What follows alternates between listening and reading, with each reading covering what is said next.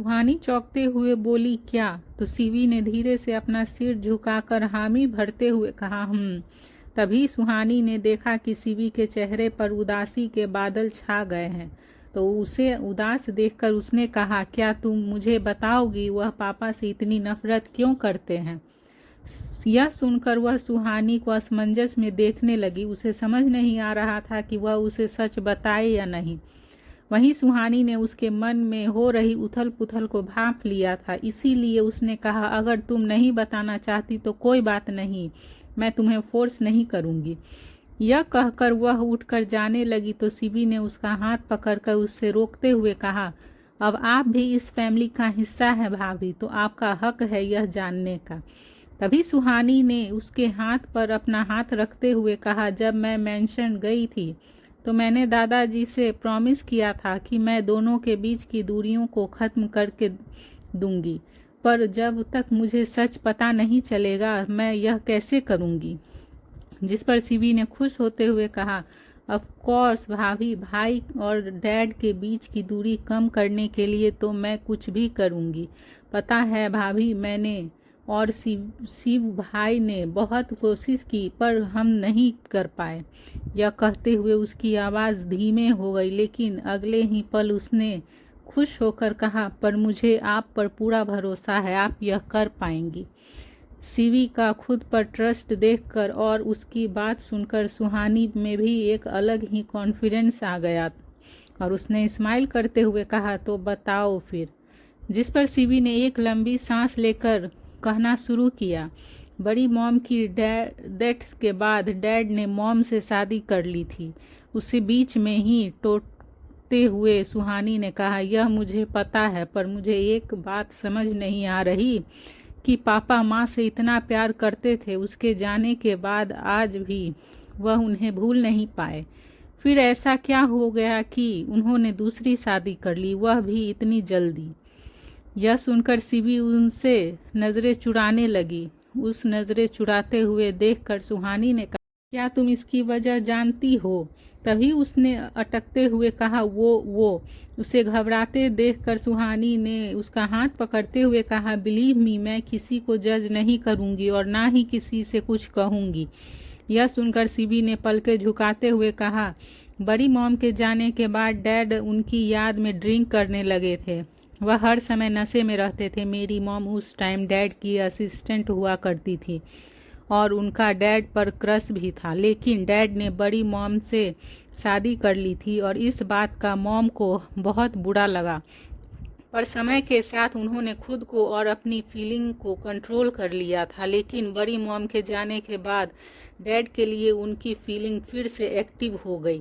सुहानी की नज़रें एक टक सीवी को देखे रही थी कि वह बहुत ध्यान से उसकी बातों को सुन रही थी। उसने अपनी बात को जारी रखते हुए आगे कहा, एक दिन जब डैड ज़्यादा नशे में थे तो उनके बीच रिलेशनशिप डेवलप हुआ था। यह यूं ही कहे कि मॉम ने डैड के नशे में होने का फ़ायदा उठाया।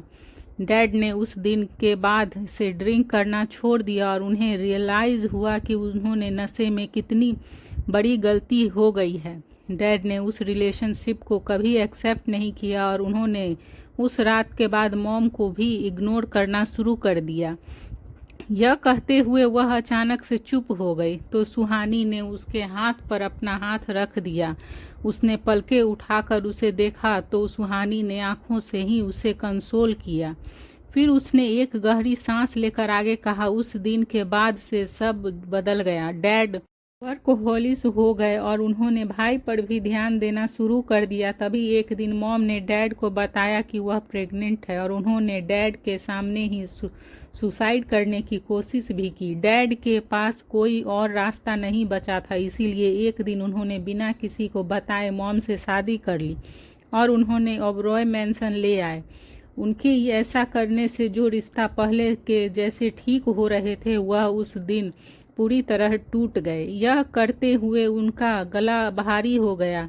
सुहानी ने टेबल से पानी का ग्लास उठाकर उसे दिया तो सीवी ने पानी पीकर आगे कहा, मॉम को जो चाहिए था वह उन्हें मिल गया, पर उन्होंने जो किया वह गलत था। उन्हें भाई और डैड के बीच के रिश्ते को ठीक करना चाहिए था, पर उन्होंने दोनों की बीच की दूरियों को और बढ़ा दिया। उन्होंने कभी भी भाई को माँ का प्यार नहीं दिया। मैं और सीवी भाई इस बात को हमेशा नोटिस करते थे, इसीलिए आज मैं और सीवी भाई मॉम के साथ रहना नहीं चाहते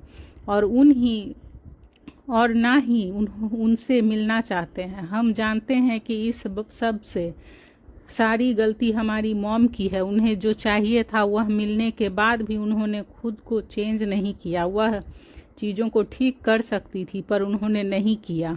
यह कहते हुए सीवी ने एक गहरी सांस लेते हुए आगे कहा, हमारी फैमिली एक हैप्पी फैमिली बन सकती थी पर उन्होंने चीज़ों को और ज़्यादा ख़राब कर दिया। वह मिसेज ओबरॉय तो बन गई थी पर एक माँ कभी नहीं बन पाई।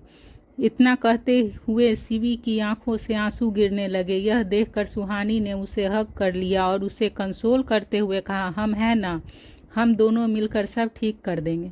सीवी ने सुहानी से अलग होकर उसका हाथ पकड़ते हुए कहा, आई नो भाभी मेरी मॉम हुई बहुत।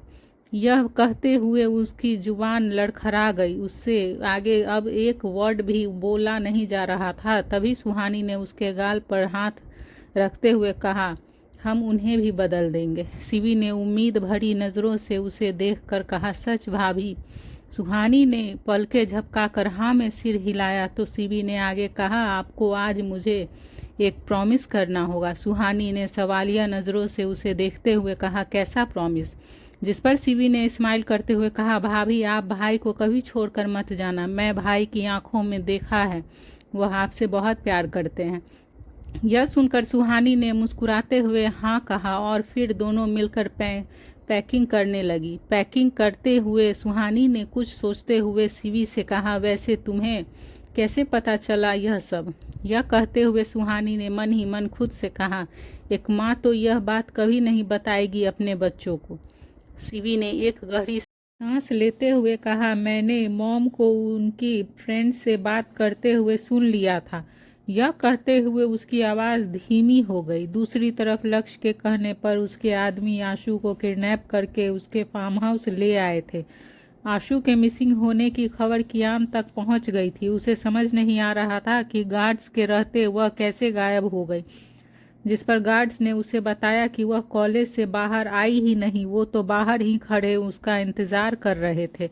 फिर कियान के कहने पर राहुल समेत सभी लोग आशु को ढूंढने में लग गए, पर आशु के बारे में कुछ पता नहीं चल रहा था। उधर सुहानी जब सीवी के रूम से निकलकर अपने रूम में आई तो उसने कियान को रूम चहलकदमी करते देखकर कहा, क्या हुआ, सब ठीक तो है ना?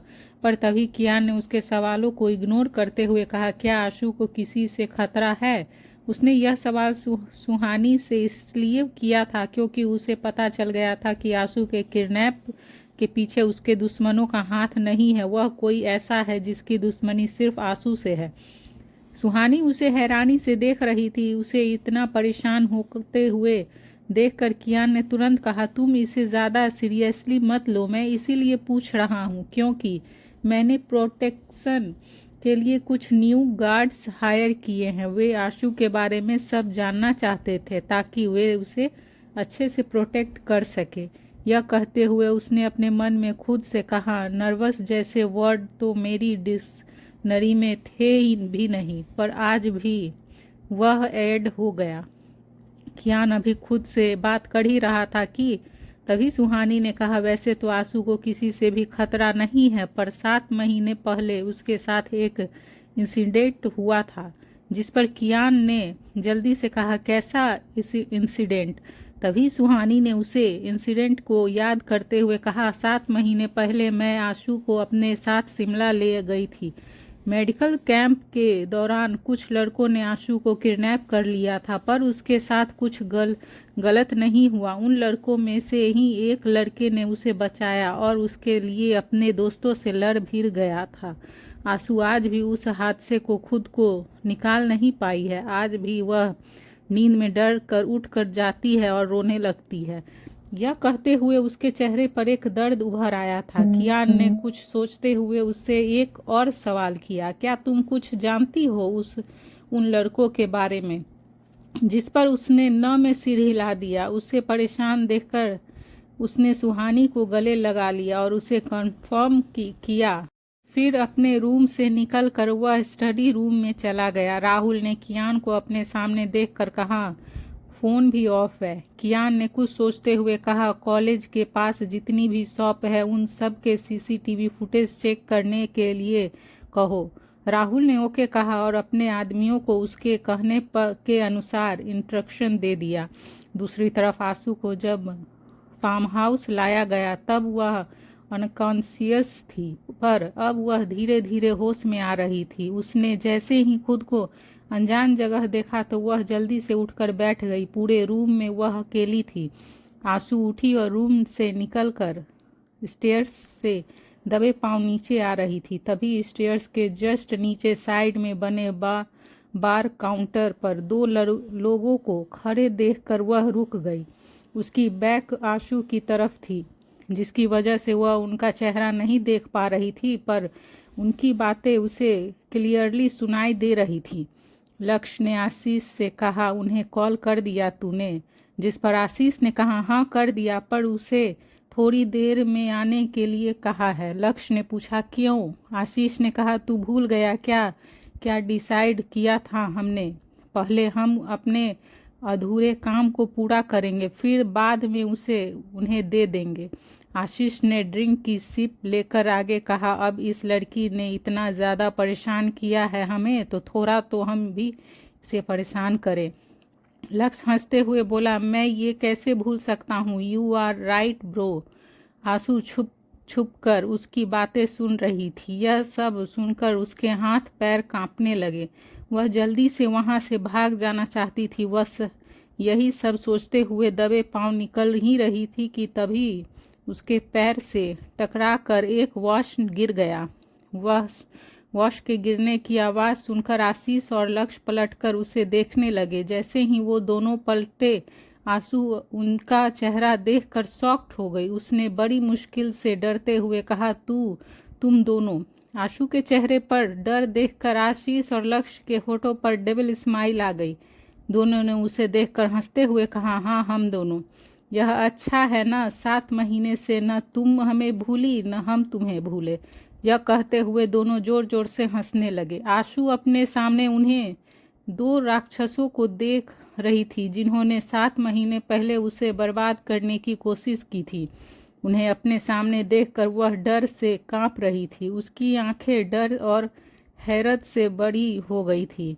तो वहीं वो दोनों होठों पर डेविल स्माइल लिए अभी भी हंसे जा रहे थे और अपने कदम धीरे धीरे आशु की तरफ बढ़ा रहे थे।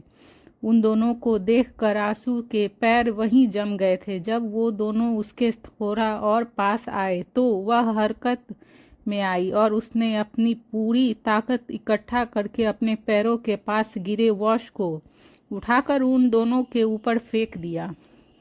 मेन डोर लॉक होने की वजह से वह बाहर नहीं निकल पाई, इसीलिए वह उसे बचते हुए घर में ही इधर से उधर भागने लगी और हाथ में आ रही चीज़ों को उठा कर उनके ऊपर फेंकने लगी। आशु की इस हरकत का लक्ष्य खिसियाते हुए बोला, देखो तो ज़रा कैसे बिल्ली शेरनी बनने की कोशिश कर रही है।